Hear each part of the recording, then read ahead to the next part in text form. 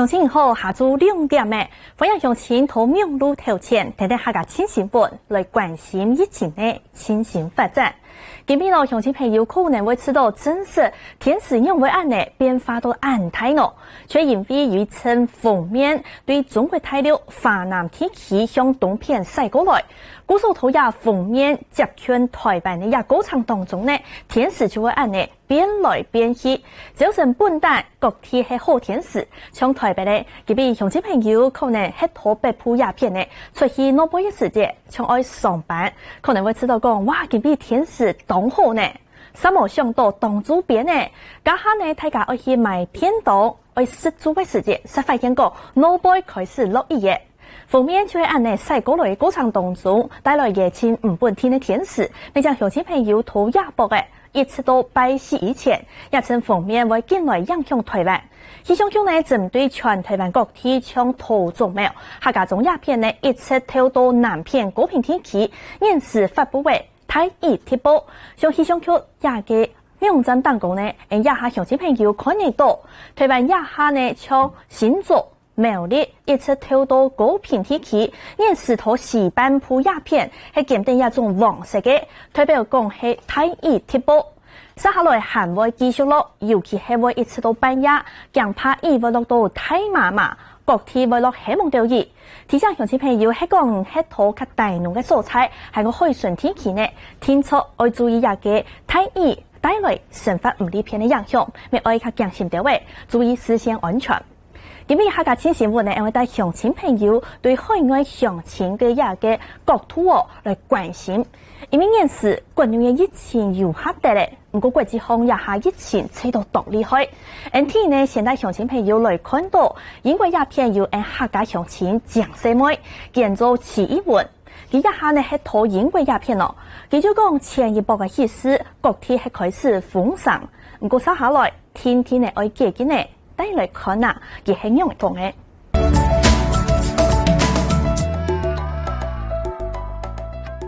台灣鄉親朋友大家好，我係志文，兩下帶到英國倫敦，兩下英國找到嘅人超過20萬人食材之多。不過，呢嘛封城幾禮拜咧，兩建議政府對封城有新嘅政策做啲分享俾大家。第一係講你做得都不下做事，都不下做事，係講做唔得，咪讓大家保持距離，盡量唔好做交通空氣。第二，5月中開始，因此做得都不下附近開始運動。第三，最佳6月是為本掠到商店天天的開門，老本生意呢進行學校讀書。最佳7月。飯店嘛，老公共場所聊到嘛，做得天天都開門。呢兩下嘛係每次一禮拜出門買菜禮拜，喺上禮拜出去買菜時節，又翕一條相片，然後相片做得分享俾大家。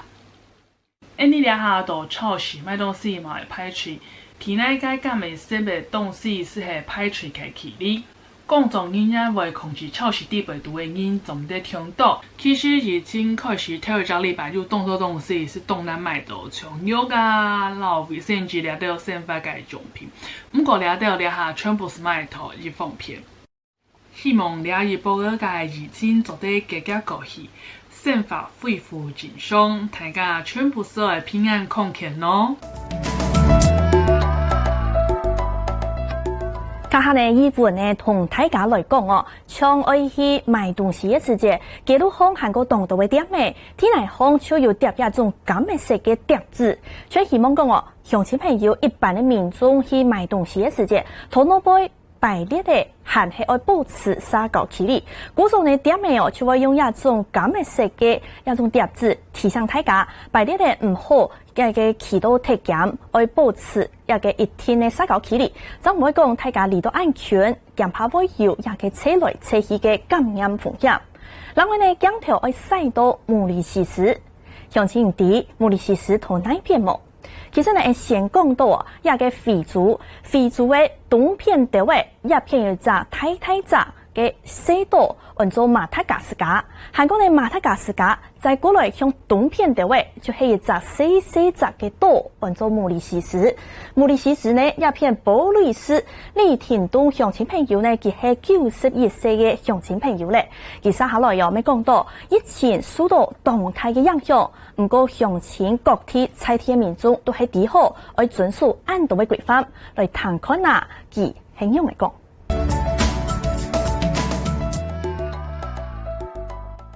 親愛嘅台灣鄉親，大家好。最先讓我介紹我自己一下，我姓李，名田東，今年91歲，廣東某一人。1936年來毛里市到今都很好毛里市。對世界性嘅疫情來講，某國依然照 WHO 嘅指示來防疫相當有效，是發生病疫以來，因風濕及肺炎等等，對日常生活當然十分唔方便。因過去8年，目前發現有新嘅病況。故政府宣布有5月1日。一下指揮中心要出來開記者會嘅，但係去到現場來看。好啊，還有同時出席的，還有我們社區防治組的莊仁祥莊副組長。好，那現在就請我們指揮官啊，跟大家說明一下我們這一天的一個工作的一個情況。好，各位記者女士先生，大家好。好，我們今天仍然維持着哈，沒有新增的個案。好，那累計現在有416人好解除隔離。然後第二，因應這樣的一個形勢哈，我們大家看到就是說，國外當然也持續在增加，現在國外應該到達了560萬，好，相信應該接近建漲450幾萬嘛哈。中午我想大概就超過560萬的這樣的一個確診哈，所以國外仍然是非常的嚴峻。可是在國內，我們今天應該是連續44天哈，沒有一個本土的案例。好，所以因應這樣的形勢，好，那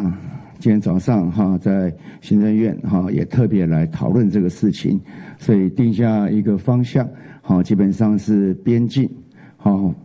的風險嚴管，好，那邊境上面當然對相關的風險，任何可能要進來的，好，還是要在我們能夠好可以掌控的範圍下來進行。那國內鬆綁。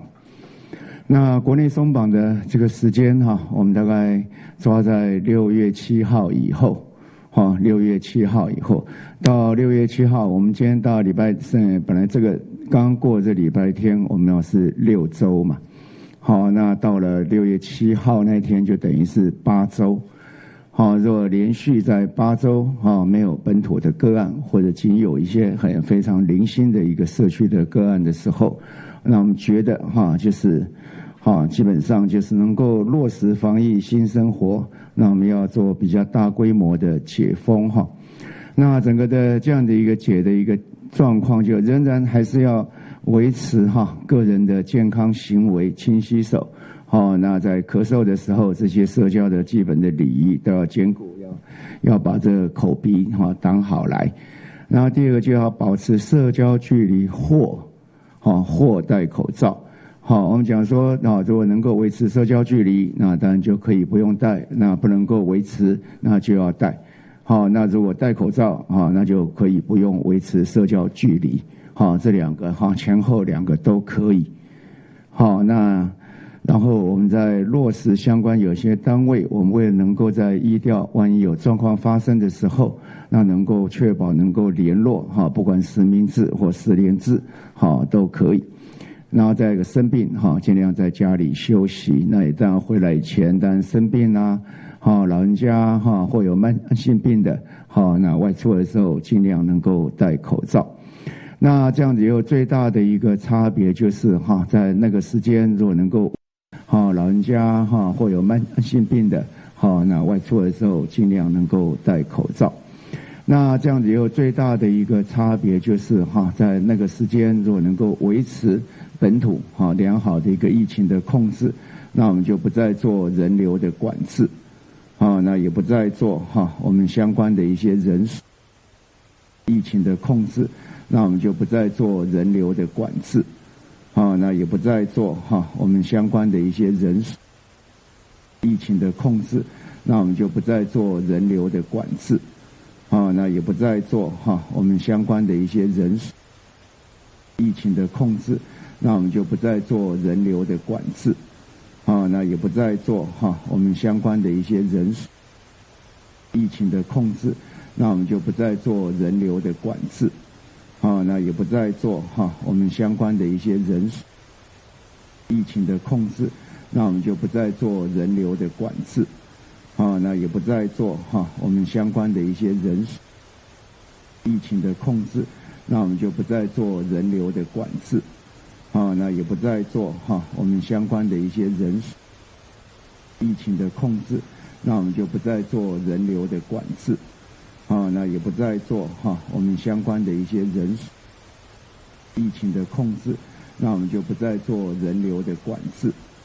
那也不再做我们计划相关做好。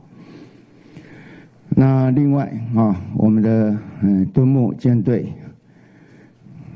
敦睦舰队大概我们从3月5号出航，然后一直到我们回来，到今天我们整体也可以，第一个我们大概所有的我们所有的那个接触者，那或者就是说后来我们在做自主管理，从3号或5月14号也都再过了，从那个时候起，应该是5月3号或5月4号嘛，到现在起都超过21天了。那所有这些人也都联络过去的，都没有相关的一些症状。那我们的36员的确诊者现在只有4名，这还在医院里面，32名都已经出院了。所以在开始我们大概整体的报告，经过我们的专家的一些研判，那我们大概有36名的确诊个案，那有8名的极可能的病例。那8名这里面36名有11名是无症状者，那8名的极可能的病例有3名是无症状者。那第一例的发病应该是最早发病，应该是我们判定在3月10号，在3月10号。那大家也记得，我们的舰队出去到3月12号，才在帛琉停留，停留3月12号到15号。所以基本上我们在整个的一个病毒株的一些这样的一个研判，基本上都是同一型的，所以它来源只有一个。那我们判定是3月10号这样的一个第一个案例所释播的一个传染在舰内。那至于在帛琉，不是在帛琉感染到的，那我们经过在帛琉里面做过一些相关的人的筛检，那也没有传给帛琉，是在帛琉这两边，我们双方里面，他们一定不是他们传给我们，那我们也没有传给他们。那整体的侵袭率大概是11.7%，包括我们的确诊个案跟极可能的病例，这样的一个4位在377人里面，侵袭率11.7%，跟其他的舰队或船舰上一个比较，那相对的是非常的低。那我们也研判在整体上面之所以会相对的低，一个是戴口罩，虽然没有办法全程全时的戴口罩，可是有执行戴口罩的政策，应该对整个的传播它还是没有造成大规模的这样的一个传播。然后第二个，在舰上有症状的时候就予以隔离治疗，直到没有症状。那这也是让我们这一波的在舰上的疫情相对的低的一个主要的因素。那由于这整个案子到现在不管是在做自主健康管理的，或是以前被就是被接触者相关的接触者到目前为止都没有个案，所以我们今天就这个案子我们就宣布结案。好，那至于有相关进一步的问题，我们现在可以提出来。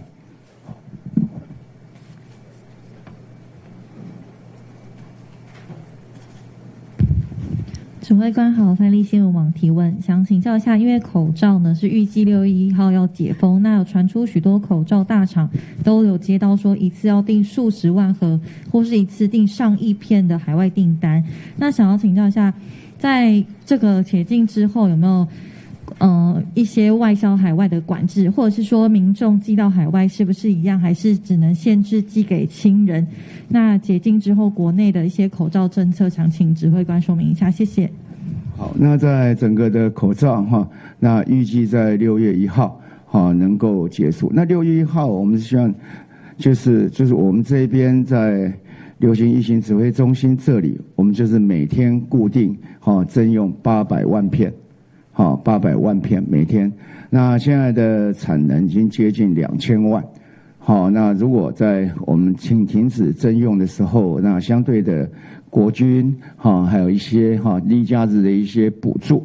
可能会退场，那产能稍微往下降。那不过可以外销的量仍然是大的。那至于寄往国外的，因为可以外销内外销，我们都松绑。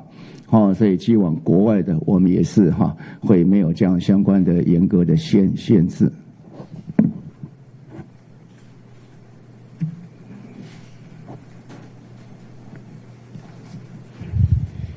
请问指挥官，那这个口罩实名制的部分，原本是2周领9片，现在有考虑要2周领14片吗？那另外有立委提说要开征这个肥胖税的部分纳入健保收入，请问这个议题指挥官怎么看？谢谢。口罩14天9片，其实我们看这样一个购买上面连续几个周期下来，每一个周期大概都以3成减3成的速度再往下减。所以在14天9片，我相信都会满足大家的需要。那现在要购买也非常的方便，所以在实名制这边，我们大概就是用基本的14天的9片，那稳定这样的一个物价，那也稳定这样的一个供给，那保证每个人想要买14天9片，一定都可以买得到。至于肥胖税，你讲是肥胖税，就是一些就是糖税啊、酒税啊，还有一些交通部分的，可能会提说要纳入在这个健保收入里面。在健保就是说有一些跟健康有关的一些的大宗的食品物品，是不是要以征税来补充健保费用的不足？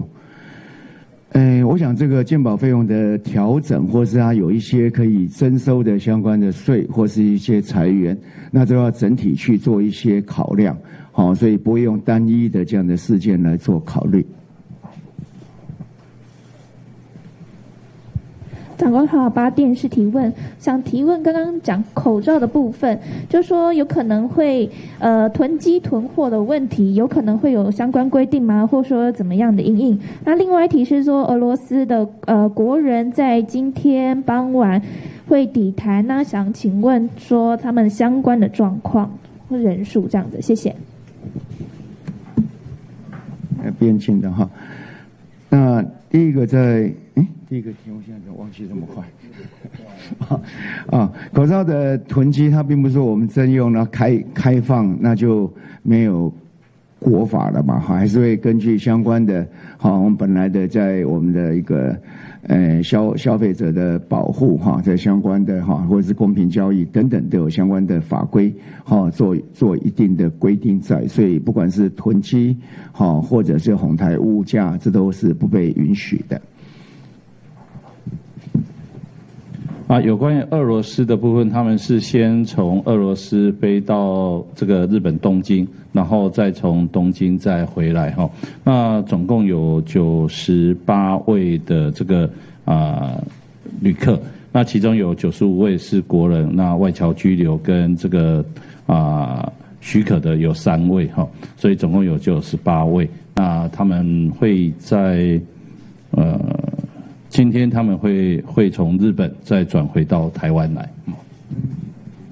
对，在俄罗斯回来的一律都是集中检疫，一律是集中检疫。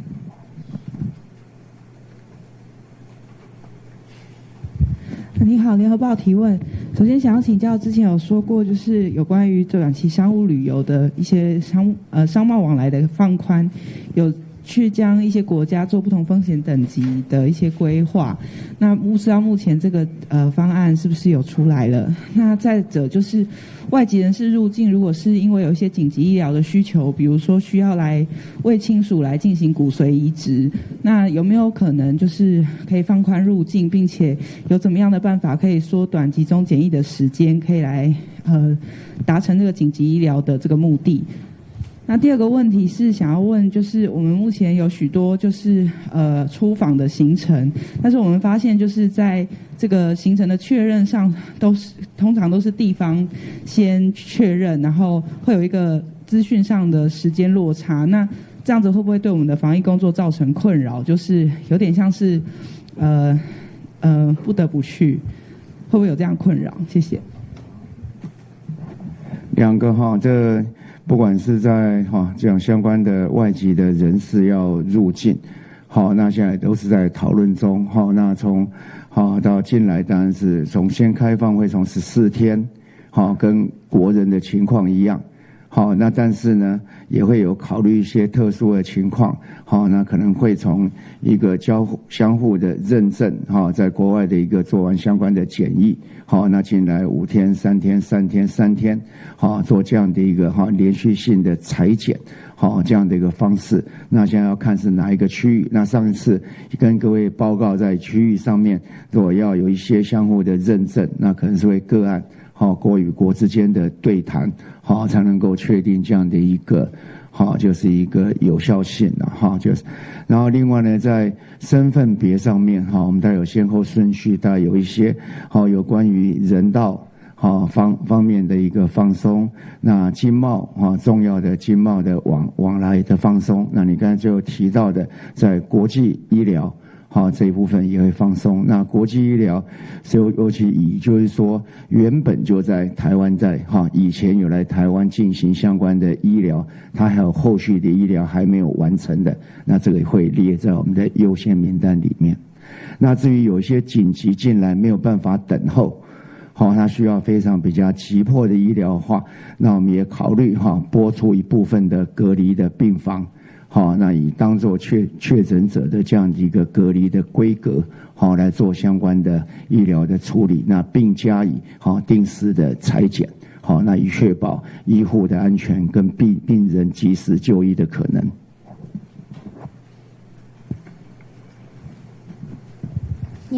年代医电是想请问一下，现在疫情比较缓和，那餐饮业者或是量贩卖场的美食街座位跟防疫隔板是不是可以弹性调整？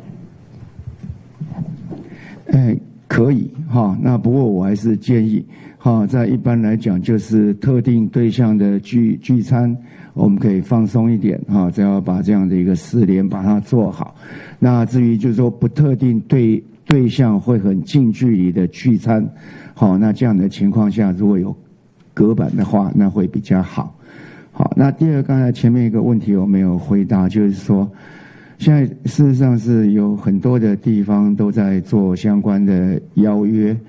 那虽然我们很希望能够跟地方大家都站在一起，然后能够推动各种的一个防疫新生活或者相关的旅游。我都觉得很好不过时间实在是很有限，那我会尽量的安排。不好意思，工商时报提问，接续刚刚的那一个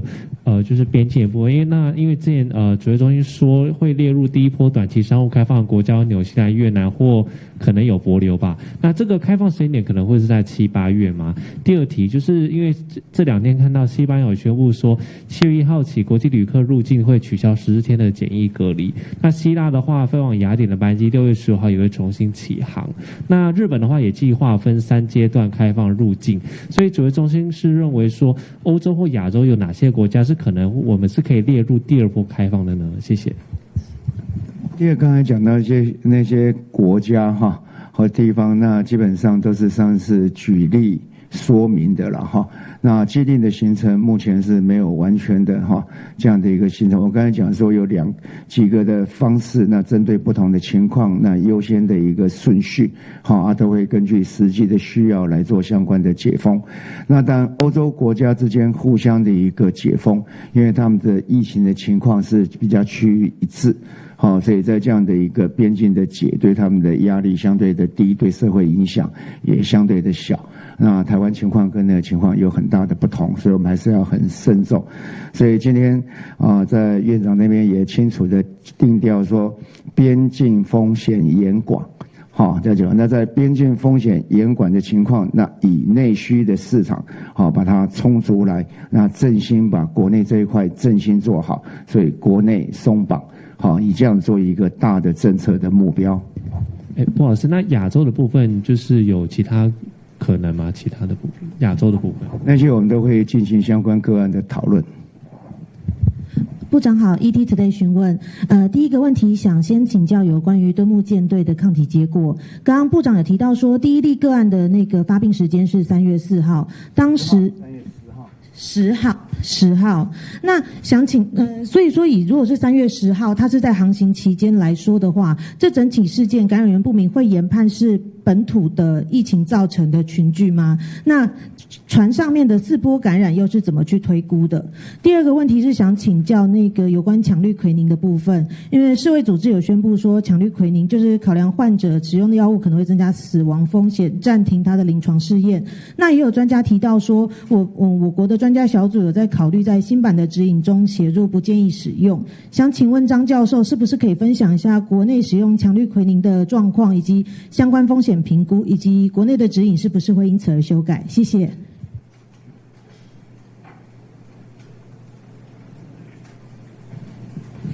好，有关于这个氯喹宁这个部分，就是 hydroxychloroquine， 我们在我们的国内的临床处置指引是确实在第4版的时候，我们把它列入是可以考虑使用。不过里面当然也写得很清楚，就是说还没有足够的临床实证证明它确实是可以有效的。那当时参考的当然主要是法国的一篇的报告，还有在体外试验的一些结果，认为是有可能有帮忙的。那后续当然也几次大家也有提到，那在不同的国家所做的这个临床试验的结果是不太一致的，有些说好像还有效，有些就说没效，所以我们一直都是蛮保留的。那在最近的一篇比较大规模的报告里面，确实是看到它的临床效果是不佳的，并没有比对照组来的更好，所以再加上这个可能会产生一些副作用，那在他们看起来的死亡率反而是有一点偏高的状况。那所以我们自己也在我们的小组群组里面，其实也在讨论这个议题。那基本上今天又看到世卫的这样的一个资料，我们先前就是打算要提出来做这样的一个讨论。那在我们自己国内使用的一个经验里面，上礼拜五本来要跟大家分享的，不过因为时间的关系就没有特别报告。在我们台北区里面那有使用到氯喹宁的单独使用的57个个案里面，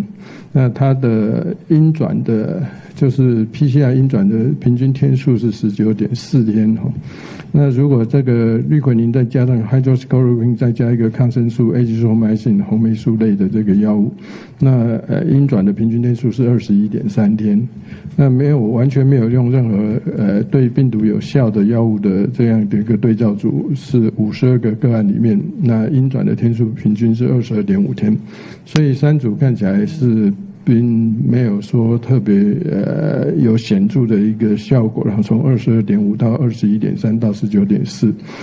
好像也我们当初在期待的是说，我们因为国内的重症个案并不多，那所以大部分都是轻症的个案。那希望用了这个药物，是不是有机会让我们的病毒的 PCR 检测阴转可以缩短天数？可是看起来也没有非常明显的一个效果了哈。再加上国外的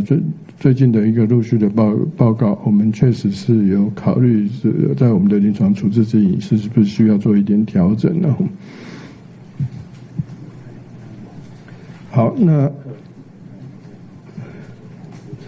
好，这个有关磐石舰的这个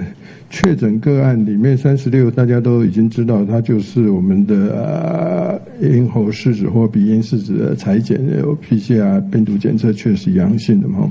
3月10号这个第一个确诊的个案，他很清楚那时候有相关的一些症状，那也是后来被我们 PCR 检测确实是阳性的哈。那因为刚才指挥官也提到，我们的舰队是12号才靠上帛琉嘛，哈，所以他当然不是在帛琉以后才得到，确实是在舰上发病的哈。那舰上发病，因为他是3月5号舰队是离开我们的军港嘛，哈，那所以是在差不多的潜伏期之后在船上发病哈。那这个部分是我们经过所有的调查、所有的研判讨论以后，那确定应该是在我们本土应该是现在本土得到感染，然后在舰上发病的状况。四波的传染基本上是这样子，就是3月10号这个是第一个个案出现哦，那后来到3月20号附近，我们有再看到有几个个案哈，那有症状在那个附近出现一个状况，那在差不多在一个潜伏期到4月初的时候，又有一波。然后到4月10几号的时候，在下船之前到下船之后的这当中，又有更多的一些个案哈，所以各位可以看确诊的个案里面，可以清楚的看到有这样的一个状况哈。那所以基本上就是有从第一个个案叫做第一波，然后3月20几号附近有几位是第二波，然后是4月初的时候有第3波，那到4月中旬的时候就是第4波出现了。中国时报提问哦，那我们刚才说6月7号以后全面松绑，那民众会关心，比如说他大众捷运工具，不管是交通那个捷运或是公车，他口罩还是要戴吗？那第二个就是端午节的这个双铁的站票跟那个自由座部分，我们是不是也会同步放宽？谢谢。那在我想就没有，就是说戴口罩或是安全距离择一嘛就可以了。好，所以你就很急的时候，当然就口罩就戴起来嘛。好，对不起，那如果说在捷运，其实它是一个很拥挤的，所以是不是代表说在捷运还是要戴口罩？对，这个部分就还是没有改变吗？对，就因为一般来讲的话，在捷运就是在巅峰时间的时候，他必须要戴口罩。那离峰如果说人比较少的时候，他可以不用戴口罩。有安全距离在就可以不用。我们这2个有1个就可以。所以他入站的时候就是进那个。入站还是尽量准备着，因为很难哈。口罩现在也有，然后就随身带着口罩，把它养成一个习惯嘛。好，那至于在端午节的时候，交通部有关于，反正我们就已经同意，就是说，自由座可以来贩卖，然后到那时候应该就是这饮食这些会有贩卖饮食，这都没有问题。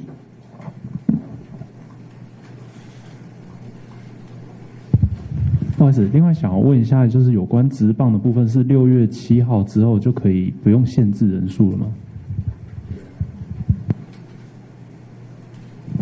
原则上我们就已经是不做人数的限制。那中职联盟他们也另外拟定了一个不限人数的一个计划，有报给指挥中心。就刚才讲说，如果能够维持这么久的一个没有本土或是非常零星的一个本土情况，其实是相对的安全。所以刚才讲说，就6月7号之后，如果能够像我们就不会再做人流的管制。好，那但是每一个单位或是每一个主管的事业有个别的考虑，好，那我们也不干涉。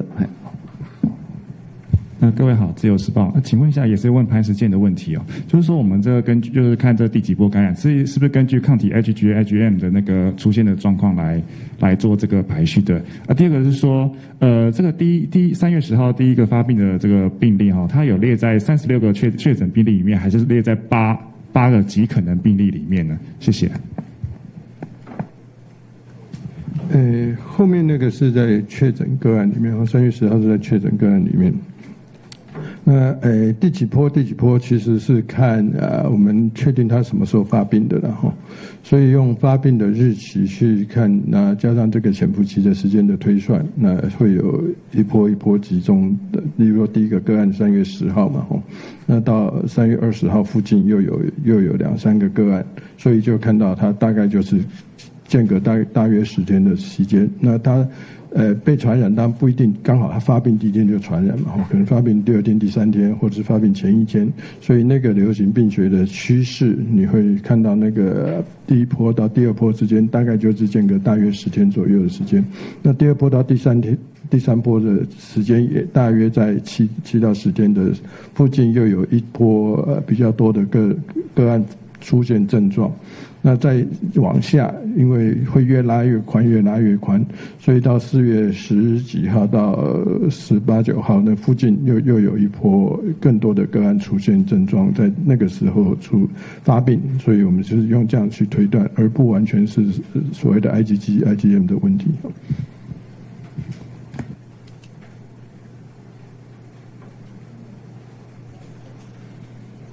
喂，焦点事件。想要请问说，之前指挥中心说对磐石舰进行全员抗体检验的目的之一是想要协助国内抗体检验技术的调整与选择。那不知道在这部分有没有什么样的结论？例如说3间实验室在这起案例上的临床敏感度、特异度的情况是怎么样？那另外是想问说，依照帛琉卫生部的资料是他们有做了662个检验嘛？不过刚刚听指挥官的说法上，另外有我们协助他们检验的部分，是不是有这部分？以上谢谢。好，抗体检测，这个可以有不同的方法。那我们是侦测病人血液里面的有没有抗体嘛？所以我们是用抗原去侦测它。那所检测的方法有几种不一样方法。那我们选用的抗原也会有不一样的不同公司或不同的检验试剂，那它采用的一个抗原，例如说它可能是 N 蛋白，也可能是 S 蛋白、G 蛋白的部分。那 N 蛋白或 G 蛋白又可以是完整的，还是它有一点切断取其中的一部分等等。那里面也包括最早期我们是有直接用病毒的打破以后的整个病毒来当做一个抗原来做检测的方式。所以这3个实验室，包括我们疾病管制署的昆阳实验室、那中研院的实验室跟台大医学院的实验室，这3个实验室到我们在进行磐石舰的官兵的抗体检测的时候，其实都有用不同的方法，不是用单一个方法，3个实验室都有用不同的方法去做检测，里面也有包括已经上市的这个市售的这些外界评价好的，或是欧盟等等有被许可的这些试剂来做检测，里面当然也有后来也是有在台湾被许可的检验试剂。那不过做起来当然确实都是它的敏感性、特异性真的都是有所差异的，所以才在第一次抽血的时候跟大家说明的是说，确实3个实验室的方法确实是有所差异。那这差异当中，我们后来就说需要第2次的采检，再去确定看是不是前后的采血经过2个礼拜以后，它抗体例价是不是有上升？那如果原来是 IgM 阳性的话，那后来有没有变 IgG 出现，或者是原来 IgM 很弱的时候，后来 IgM 有没有变有比较强的反应等等，这些来去研判哪些其实可能是伪阳性所造成的。如果2次检测都是只有1次是滴滴的，另外1次就没有，那显然那1次滴滴的反应很可能就是伪阴性。那其他实验室其他方法也都看就是没有反应，所以就会有这样的一个状况出现。简单的结论就是说，确实不同的方法，那不同的检验试剂，那确实会有所谓的这个特异性不足的一些状况，所以会有出现伪阴性，会有出现伪阳性的一些状况。整个来看，就是说我们在这个的一个抗原抗体的这样的一个检测里面，其实我们大概就也确定，就是说，其实它在研究或者当做一个辅助性的，它是有一定的意义跟帮助，那但是如果要用来做大规模的那常规性的使用，那恐怕时机还没到。最后面好吧。黑后健康网提问一样是想一样是想追问有关那个敦睦舰队这个问题哦，因为之前的敦睦舰队并非认定在本土个案，也不是境外移入个案，那目前已经厘清不是在帛琉感染的话，会把它纳入为本土个案吗？那想再问说，那对于3月10号发病的这起个案，有在往前追溯他上舰前是否有相关的接触史或是出国史，造成他这一次的感染吗？以及说，想问这4波的感染当中，是不是有某一波特别多的感染者，或是在哪一个波段中特别容易被？是不是应该说这病毒是不是有越传越弱的情况，还是说越传仍然是非常具有传染力的？以上，谢谢。再麻烦张教授哈。那至于在这个相对个案我们在往前端追，在上传前的全部的尤其这几位他的接触史我们都有查过那也有做相关的检验都没有相关的一个阳性的报告。然后另外我们对于全员的出国史或健保的就医史，我们也都 review 过也都没有异状了那当然也没有出国史。然后另外那个后面越传越强还是？好，这个整个调查过程当中，跟其他的我们任何确诊的个案都一样，然后每一个确诊个案，他过去的发病前的14天都会详细的问他的相关的接触，跟这个有没有症状。那刚才指挥官也说过，我们除了调阅舰上的一个就医记录以外，那我们也全部追他们的健保，从1月初到上传其实是到4月附近，有没有健保就医的任何记录？那就医的记录里面有没有跟呼吸道症状、发烧等等有相关的这样的一个资料？我们全部都有调出来看的。所以这个3月10号这个个案确实是他当然没有出过史那也前面有一些接触的人，那也都去追过了那确实是没有找到任何的清楚的一个来源。那至于这个传的状况，基本上我们在所谓有一个 R0 的概念嘛就是一个人可是我传给2-3个，然后这2-3个下一波又传给更多的人，所以那个波一定是越来越大，越来越大，个案数就是越来越多所以你去看那36个确诊个案，确实我们都是在4月中旬附近那个发病的人数是最多的那病毒本身并没有说越传越弱、越传越弱的一些状况其实它在短期间内大概都是会维持的差不多一样的传播能力。那个传播的状况，其实可能会跟我们的防护大家的这个所谓社交距离啦，有没有戴口罩啦，有没有勤洗手啊，这些接触的状况可能会有相关。如果你越没有防护的话，那传播能力就会越大；那你越有防护的话，传播能力就会越小。大爱新闻提问，想问说6月7号之后进入一些公共空间，量体温或是调查旅游史的规定会松绑吗？谢谢。调查旅游史大概会松了那量体温我们希望还是能够继续避免就是说生病的时候出入公共场合。想请教一下，就是我们接下来就是人数没有限制这解封的部分，那想请问一下，像这样如果之后像大甲妈绕境啊，或者是说一些游行的人数，是否也就不会再限制了？谢谢。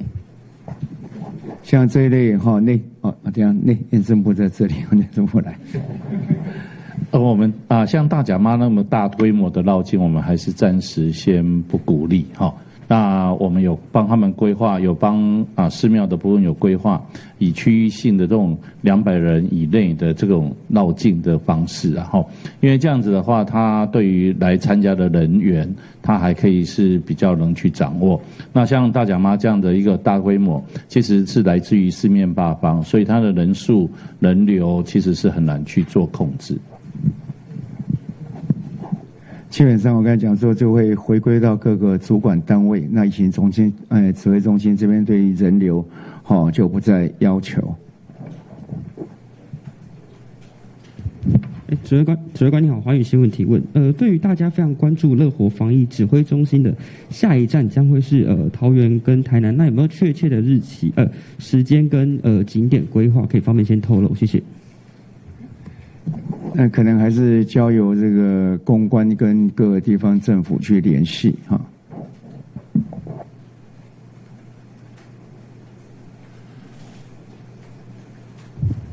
TVBS 提问，想请教口罩的问题。现在口罩国内是维持5元，那国外自定价。那目前厂商是说国外一片大约是8到9元。那请问如何去排除这个大量下定之后转卖国外的这个情况？另外就是我们对于一般人的出口有没有这个上限？那国军是不是在6月1号的时候会撤出口罩工厂？谢谢。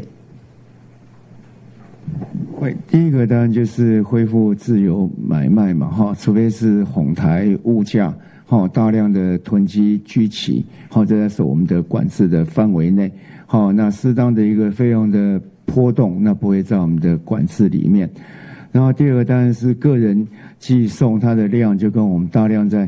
进出口那样的买卖的量当然是不一样，只要不要超过那个量，基本上我们也不会严格的去限制它。好，那你刚才还有一个嘛那国军的话会根据各个的相关工厂它的一个聘雇人员跟他想要生产的量，那逐步的来退出。好，想请教一下磐石舰的个案，因为我们刚刚有听到我们的分析是说，最早的第一波是发生在3月10号，那名个案在本土得到感染，然后在舰上发病。那如果是由这一波开始一波一波的扩散出去的话，那请问我们磐石舰的36名确诊者是不是可以归类为本土个案？谢谢。对，在舰上基本上是我们的领土的延伸嘛。所以在这里面，那这当然都会未来会归类在我们的一个本土个案里面。不过目前我们还是以一个单独的事件先归类它，这样整个会看得比较清楚一点。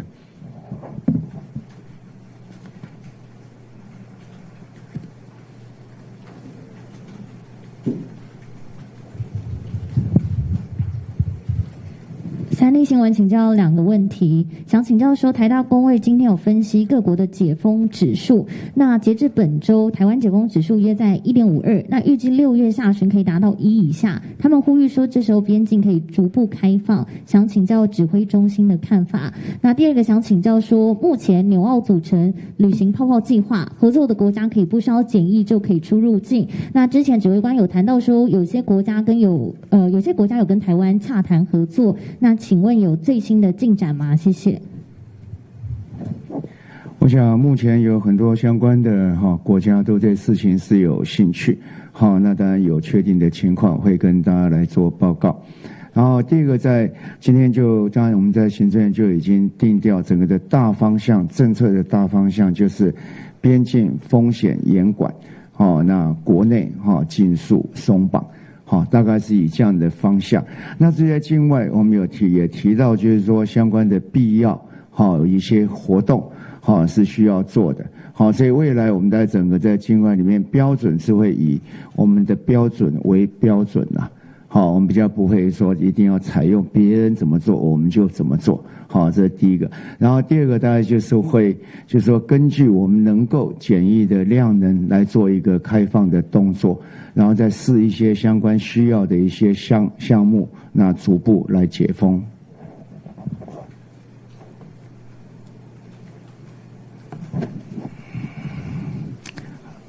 好，非常谢谢我们。们今天记者会就到这里，好，谢谢大家。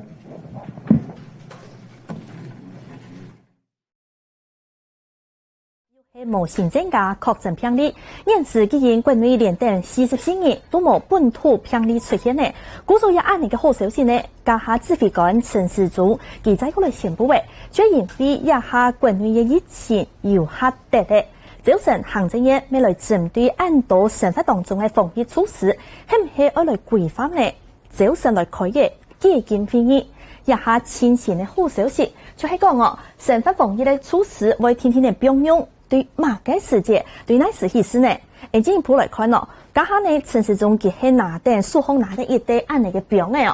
佢先來講到，一個那時我來基金呢，會係到6月初期，國內會先開始基金，唔過呢到邊境管控還係會做到東洋條，故此呢國外韓國邊境國內會本做無窮樣嘅方式來做基金。隨同防疫前成法也係持續來提醒大家要做到嘅。進一步來看到陳時中佢數控嘅也說明嘅表嘅係寫到係乜嘅東西呢？看到就因為6月初期起時呢，也就會天天呢來做到一個防疫嘅並用嘅，因為對相對一個6月初期起時呢，就因為同上福期當有關係。上福期2禮拜14日，韓國呢愛加4隻主期，故數加起來會有56人，係講對一下其實56人本土都係持續無確診，也就代表講國內現時感染嘅風險動大，但會先頭一個6月初期過後開始來並用生活嘅安導措施。禮拜度就有寫到，唔過呢雖然講一個生活防疫前生活要做到以外，提醒大家還係要用茶具接細數，係講會錯係講呢要足少。還係愛用一個同自家來 M 起來，會錯嘅時間後來就唔會踩到其他人判到其他素材嘅。另外一個並用嘅措施，還係會繼續來做到一個提醒大家愛保持社交距離，係個冇辦法保持嘅時間，大家愛記得咯，還係愛帶定做嘢咩？第三，愛確實做到實名制。第四係提醒大家，係講呢。有普遍嘅情形，也係身體唔暢快，愛到屋卡當中來了休息，夾基本醫生看。另外動態一部分，各界都當關心，因為先前呢唔但搶到運動產業、藝文產業、各行各業受到疫情按倒猛嘅影響，接下來唔受到人數嘅限制，全部就會一下對6月初期起時就會來並用嘅。韓國呢從運動方面。正日也求搶一個當人當好去看直碰，接下來呢唔會受到限制，全部按太正人，做嚟同時落去到球場地擺度來看比賽嘅。唔過前面家下有人就問到搶一個大甲正籃球，係講呢要愛去正常，係唔係做得未會受到一個唔受到人數限制，繼續來並用咧？副指揮官陳宗彥佢提醒從一種按太前的大甲正籃球正常，因為會有全台灣各地去參加人，讓怕佢哋會命嘅自信，抗擊的情緒冇辦法抓足到當清楚。就會講從太前的正常發通，可能從大甲正籃球也部分還係會提醒大家，也部分冇辦法一下就並用下來。接下來繼續來關心到，講到雖然講國內疫情下跌。連帶44日本土冇新增加本土案例，唔過現時全世界也嘅疫情還係扯到獨厲害。只有一個指揮中心提供嘅清醒數據，也係全世界確診人數係超過557萬人度嘅。嗰種呢個嘅就開始來潛講乜嘅藥嘅，係做得來夾控制疫情。從先前有一個用一種強氯喹呢、無抽氯喹呢一種藥嘅。一下世界衛生組織出來宣布講要停止臨床試驗，先來關心新聞報道，這個轉到一個呢來源，也就是 WHO 突發衛生事件的執行主任，佢要提醒大家按度乜嘅。武汉肺炎吹到全世界去，各国除了千3万个人研究疫苗以外，你睇次已经用过第一药嘅，同时睇进行临床嘅实验来观察系咪有显明嘅医疗嘅效果，尤其系用来治疗风湿疾病嘅困难。哈那部美国总统川普一定支持，不过世界卫生组织嘅秘书长谭德赛就讲，为了安全嘅考虑，已经停停6困难，韩国6困难嘅临床实验。The executive group has implemented a temporary pause of the hydroxychloroquine arm within the Solidarity trial, while the safety data is reviewed by the Data Safety Monitoring Board. 事实上，有名的医学期刊《察觉症》上礼拜就公布一篇最新的研究报告，研究年调查对六泰州671间医院96000的确诊的病人当中，无是困难药的死亡率大约系9%，又是个计划死亡率增加到4%。迄种这个配合抗生素治疗，死亡率就会变做系23.8%。心脏无正常的引条引爆的情况，慢慢增加程度，同时关键医生们认为困难类药物，迄种用模度好就会有副作用。其实奎宁在使用前就知道它的副作用是心律不整跟视力的障碍，这个使用前就知道了。只是因为有很多病人，他们因为别的原因使用奎宁，使用了很久也没问题，所以呢，当时在很多医生的心目中，这个药是可以小心使用的。可是可能是因为这一群人都是有很多共病，然后又得到严重的肺炎。可能他身体里面的代谢或什么都是受到一些干扰。就睇4月幾天，我將是停的近6困難臨床實驗嘅時節，美國馬里蘭州生技公司 Novavax 就講，針對武漢肺炎病毒嘅疫苗，分別喺歐洲兩個地方開始第100日實驗性嘅人體實驗，按算喺今年7月咧，將會喺安全性、韓國免疫反應一條方面得到成果。記者吳亞儀、王慶忠台北報道。區中指揮中心呢，較早以前指揮官陳時中佢宣布講，早晨行政院各部會要針對按照嘅審法防疫的規範，我哋基金來開會。第八度呢，蘇貞昌行政院長佢係講，現時接下來6月初嘅起始，可能會針對邊境嘅素材，像各國各也嘅甲基嘅素材呢，會用邊境繼續來做東洋條嘅管控以外。國內做得並用，嗰種現時全世界嘅疫情還係扯到當地去。我哋看到，也嘅世界衛生組織 WHO 就警告講，現時全世界疫情還係當大流行，像中南美洲、南亞地區，韓國非洲呢，疫情也下還係漸來漸提高。韓國呢，佢提醒我，因為像一種嘅流行病，接都會像海浪樣嘅一波又一波安呢。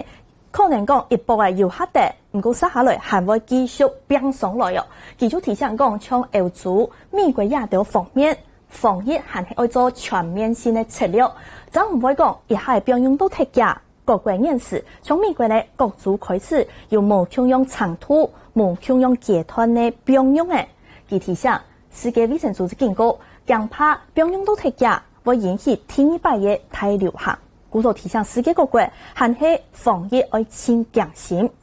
現時呢，全世界各地也下確診病例數排名呢有較改變呢。因為關心先前本單係全世界確診人數排名第2嘅係俄羅斯，不過呢對前年起時第1名已經變做巴西嘅。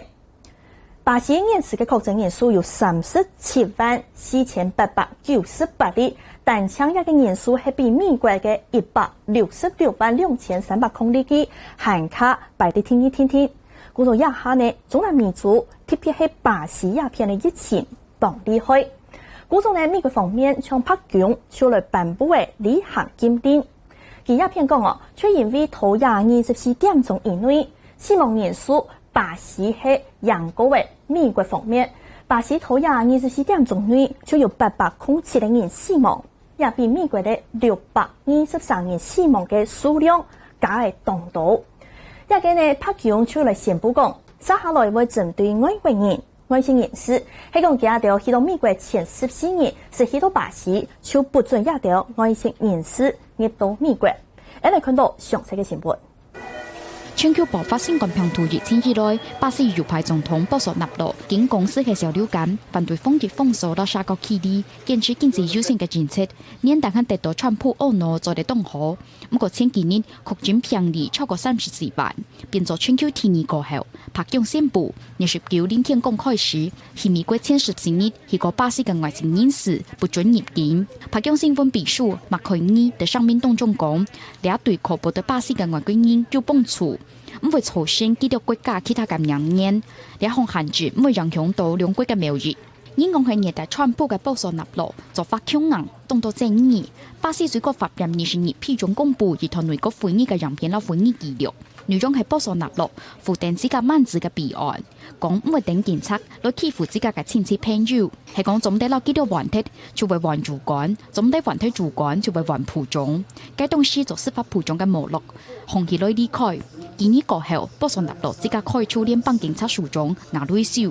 無論未見到槍刺，讓偏袒出現波索納羅用療效會檢馬主張為封鎖，反對重啟經濟嘅提風署長。O que esses caras fizeram com o vírus? Esse bosta desse governador de São Paulo, esse estrume do Rio de Janeiro, entre outros, exatamente isso. Aproveitaram o vírus, tá um bosta do prefeito lá de Manaus agora, abrindo quadras coletivas, bosta. 巴西電視台放送兩段樣片過後，波索納羅面上跌下來，佢後講樣片都冇證據顯示自家干涉警察，沒用人行係動機之機，24行上街路示威表達支持。波索納羅本人沒有出來，前度人始終強下3萬驚險，不過冇帶咗一蚊嘅人下多，看到風紀專家都緊張，記者是非常變異。美國白宮針對巴西嘅許多巴西14年以前係講實許多巴西嘅外國人就不准佢哋入到美國，也向履行禁令對巴西係個動態嘅打擊。不過家下呢啲新聞報道當中，向前裡面看到嘅，像巴西嘅總統波索納羅，佢按道法都係撒定青菜亂講。故所未引起嘅國際當中動態嘅爭議，國際一下呢有廣東道嘅媒體就對波索納羅來檢罵，也卻講到話，用我本人檢罵也年頭呢，卻因為針對亞敗嘅 COVID-19， 佢就講啊，亞種就像係流感藥呢，其實冇乜嘅了不起，韓國佢就對東道各族來施壓，卻希望講日日可以重新啟動經濟發展，唔好繼續來發布按道禁令。韓國呢，技巧冇去從事講100以前很厲害。故所呢，各界還有呢各國的世界媒體就講，波索納羅佢係一個報復性當強，韓國呢唔負責任嘅領袖。現時頭國際當中，巴西係基本人馬嘅一個部分。今邊嘅客家親新聞呢，就進行到鴉片呢，對國內關心到全世界鴉片。韓國呢，前面我提醒鄉親朋友，禮拜呢客家新聞同17頻道鴉片，投資頻道後呢，又推出嚟一線升級有關也防疫的呢啲報道，並將鄉親朋友當日12點半動作新聞，韓國暗夜7點嘅暗夜新聞，做嚟看到一線升級嘅相關報道。天公日9點半看報紙時間再會。台灣防疫總統演，疫情又卡得咧，疫情下又哪地生意好做，又馬該出路呢？防疫行政法院通愛夾夾做位，客家新聞同鄉下數據台灣。